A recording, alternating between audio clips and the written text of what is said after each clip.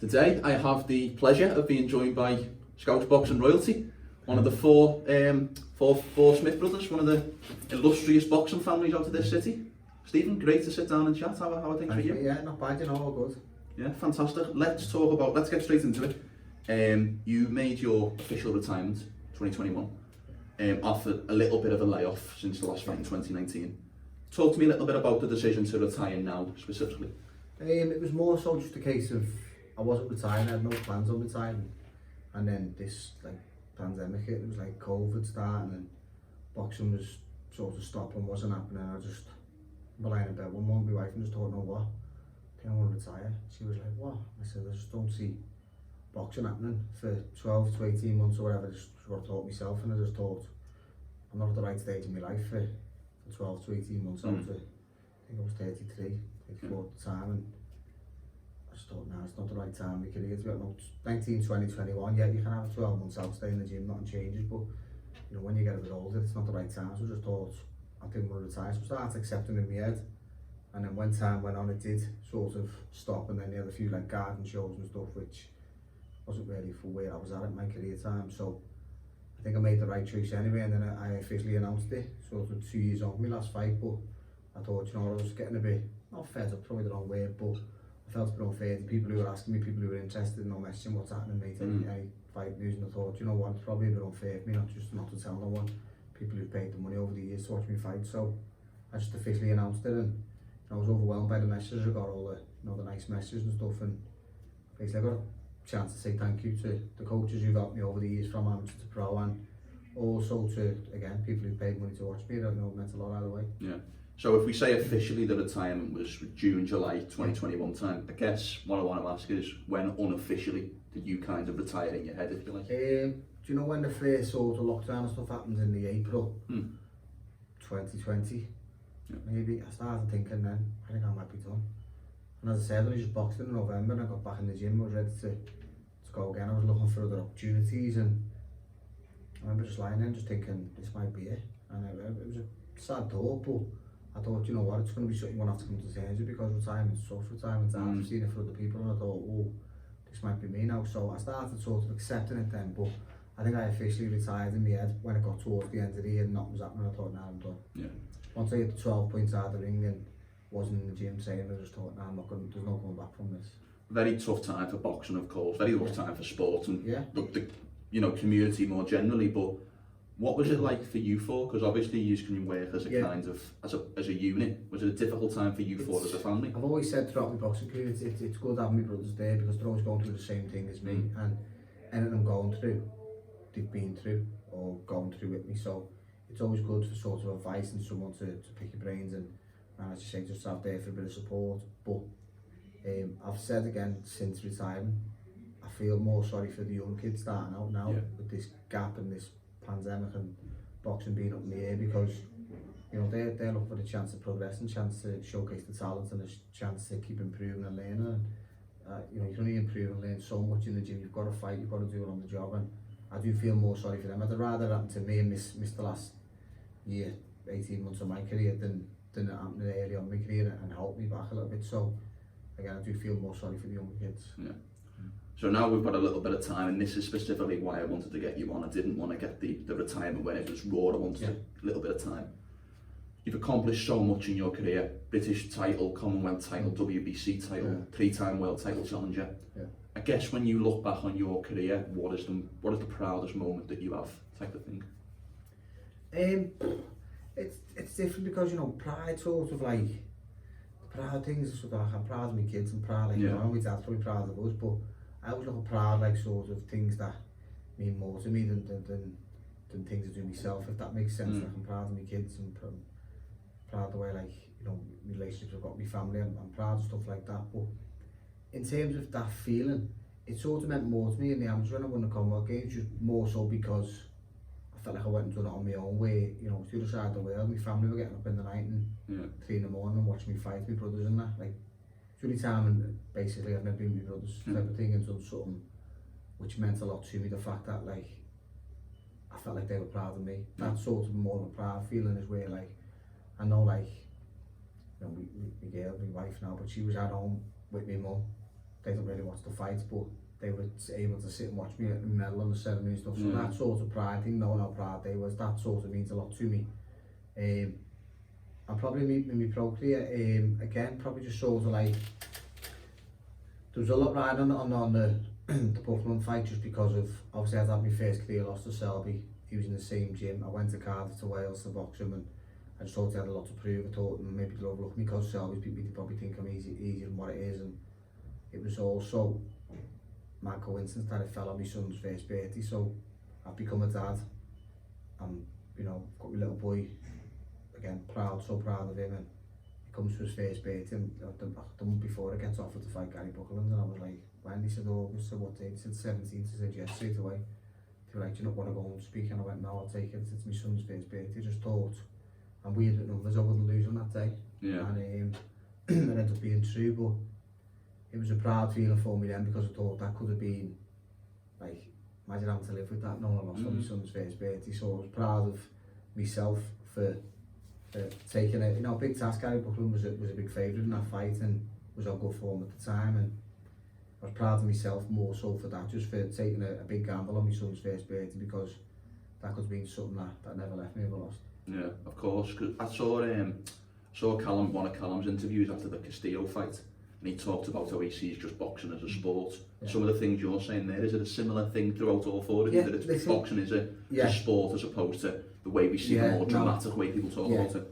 When you're in it, and when you're like preparation, it's got to be your life, and I 100% believe that. And I give everything my head. Anyone knows who trains with me knows I give everything to boxing, and you know, I treat it like it was my life, and you've got to treat it as serious as you can, because it's a serious sport. You know, we know the bad things that can happen in it, but I believe that when you become a dad, when you have kids yourself, and you realise, you know, there's a lot more important things in life than boxing, and boxing's only a small part of your life when you see how short your career is, and how life after boxing is much longer than the boxing career itself. So yeah, I agree with both sides of the coin. You know, you've got to treat it like it is your life when you're doing it. If you don't prepare and give it 100%, and you don't deserve 100% back, and that's what I've always looked at it. But in the long, you know, the grand scheme of things, yeah, you know, life is much bigger than boxing, definitely.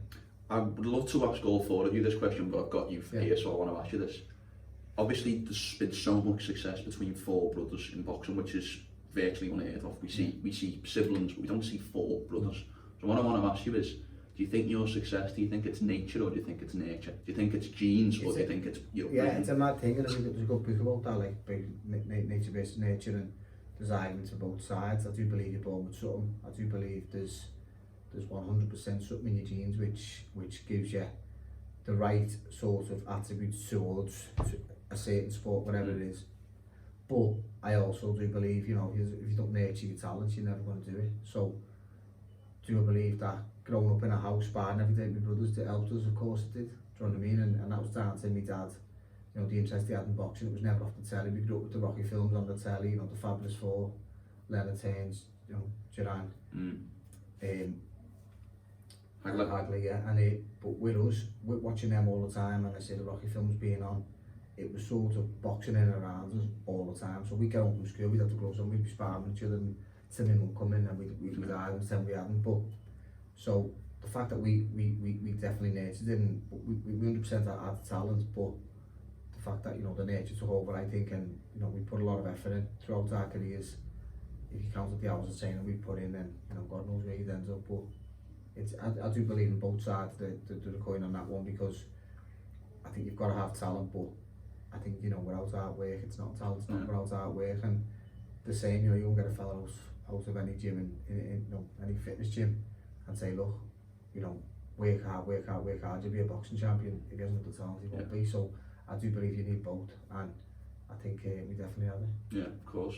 What was the relationship like for you in your career? Because you had an older brother to look up to as a role model, but you also presumably had to be a role model for Callum and Liam coming up. What was the dynamic like between you four as you in your We've always been close. Everyone who knows us, you know, we're still four of us together most days. You know, we speak every day, and I think it did help. Sort of, I think it was probably tougher for Paul going first. I always say that. He was someone I've always looked up to, and always sort of had there. Even just outside the boxing, you know, starting school, I started my senior school, I had a brother a couple of years older than me, so right away all the older kids were like, just call them Sniggers for little Snigger, and like come over to me, and I sort of felt comfortable going in places because I knew my big brother would look after me, do you know what I mean? And that was a lovely feeling, and if it was the way round, it would have been tough for me 100%, but having that role model there really helped me, and you know, it's probably something I've never sat and told him and thanked him for, but I think he just knows, you know, yeah. we all know the score, we know how it is, and you know, Callum will always say he was probably lucky to have 3 elder brothers. And that's what he said to me. He said he had 3 extra coaches. Yeah, he had three people's mistakes to learn from, 3 people's like, you know, good things to learn with. You know, you can see your brother do something good and think, wow, that was brilliant. You can try it yourself and it can come off. You can see him make a bad mistake and think, wow, I'll never do that. Do you know what I mean? So he had it 3 times over. So you'd probably say, you know, in terms of that's probably like a little bit easier for him starting. I'd say, imagine him going into a school, he's had 3 elder brothers all day. It must have been a lot easier for him. But it also, you know, on the flip side, he's had that pressure on. He started boxing with 3 brothers, all national champions, so he sort of had to become national champion as he wasn't as good as them. He's had 3 brothers, all won the British title. He sort of had to win the British title, but he wasn't good enough. And you know, you see how well he done. He gone on and surpassed all of us at the time. Only him and Liam won world titles, but it was a lot of pressure on him, and he deserves everything he gets for coming through that side of it, definitely. Yeah, 100%. I don't want to say who you're closest to and who you're least close to because I know how close you all are. Yeah. I guess what I want to ask instead is, who do you feel are out of the 3 you're the most similar to, and who do you feel like the most different from? Just as people. I don't know. No, it's so different in terms of like personality wise. You might say I'm probably least like Callum in certain ways, because Callum's quiet as anything. Callum walk in the room, like I'll walk around and say hello to everyone, shake all their hands and talk to everyone. Callum just be sitting in the corner and get off. Callum's very quiet. But then you could say I'm a lot like him in other ways, do you know what I mean? And it's the same with the other 2. I think me and Liam are like a ways, you know, probably like first to jump in and say something in an argument and stuff, and then there's ways with me and Paul, people that say we wind a lot of people up where, you know, we can be sort of playing jokes a lot. So I don't know, I think it's a good question. I'd like to hear my mum answer it, who was similar, you know what I mean? Because we've got a lot of traits similar and a lot of traits, you know, very different throughout a lot of us, but if it was just a general one, then I'd say probably I don't shut up talking and Callum doesn't talk, so I'd probably say he was the least that way. Let's talk about Liam's, because Liam's the only one who's currently booked, and the 2 were still fighting. The Jessie Vargas fight that's just recently been announced. Give me your thoughts more generally on the style matchup between Smith and Vargas. Good fight. It's one it's been spoken about for a long time, especially with the 2 fighters.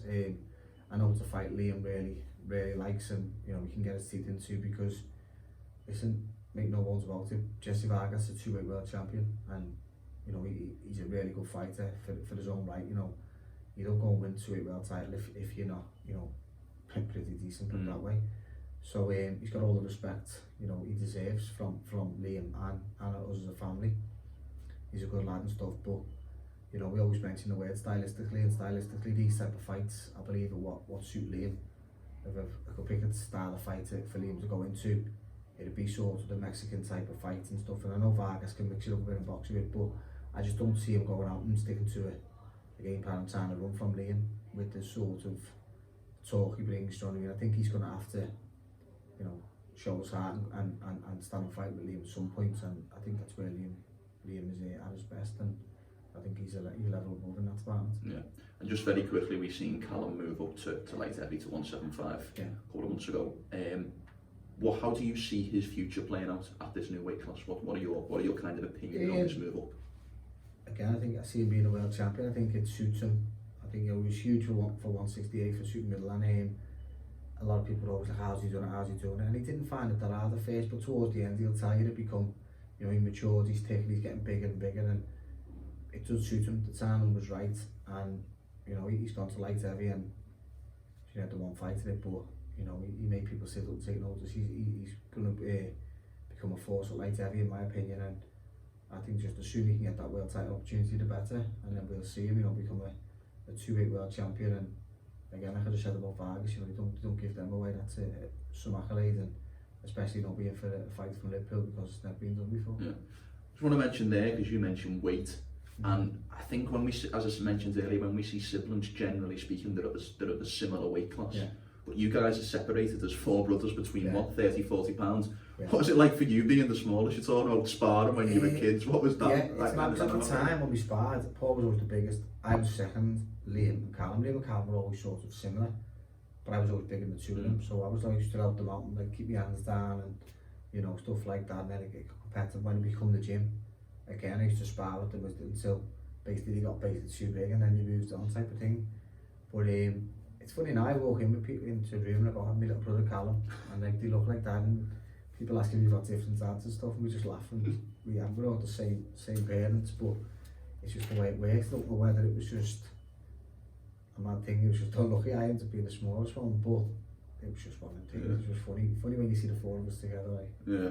Definitely. Yeah. I want to talk very quickly about the British boxing scene because I think it's flourishing at the moment. Yeah. I want to get your thoughts now. If I give you a £3,000 bet and said, Stephen, put a bet on who you think is the next British world champion, who hasn't currently held a world title, who would you put your money on? I don't know about the next, but one kid I've always looked at since he turned over, and I think he's exceptional. I think he's really, really good. I think all the crop that turned over, he was my favourite, and nothing's really changed my opinion. Is Joe Cordina. I really like his style. I think he's a top fighter, and he's one I believe it'd be one of them sayings like, it's not if but when he will be world champion. I know nothing's guaranteed in boxing, but like you just said, if you give me money and said you can have the winnings, you go and put it on a kid being a world champion, he'd be a pick for me, 100%, because just as I say, just everything he just does it with a bit of touch of class about him, and I think it's not obviously not to have a foregone conclusion in boxing, but he'd be where my money would be. I really like him, and I think he's doing everything at the right rate, and he's doing it well in current state of times as well, which is probably holding him back a little bit. He still looks like he's flourishing well when it comes to getting the opportunities. If I give you another £1,000 to who's the next big thing out of this city, who's the guy that's going to take over from the Smiths, who would you say? Again, I don't want to take over from the Smiths, but again, like with turning pro, Peter McGrail's always a name on a lot of people's lips. I like the kid, I like his attitude. I think he's turning over at a good time, so to speak. Minus this pandemic, I think he's he's done everything he sort of wants to do. By going to the Olympics and stuff, and although it didn't work out the way he wants to there, he still got that experience and all the fights he had, that World Series boxing, all put him in good stead. And I think he can go on and do good things, definitely. And I think he'll be a name on a lot of people's lips. But again, coming in here and seeing the lads saying all the time, if Tom can get it right, he can go a long way himself. Yeah. Final question, because I want to obviously push the time, but what's the future look like for Stephen Smith? What is 22 looking like for you, just more generally? Is it not as a boxer? No, it's definitely not in boxing. Like, do you know what? Just it's one of them where when my career comes to an end, it's sort of boxing's all I've ever knew, and it's tough when you finish your career, because no one ever really speaks here about the end. It's just sort of, well, let's go and keep going, and then all of a sudden it's done.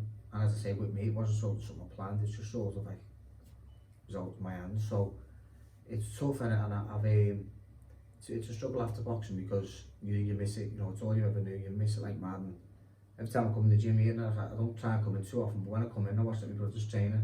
I feel myself shadow boxing right away, and like you have to remember, like you don't box no more. You're not a boxer, and you lose your identity a little bit. But it's tough life after boxing, but I feel like I'm very privileged and very lucky, with the family I've got.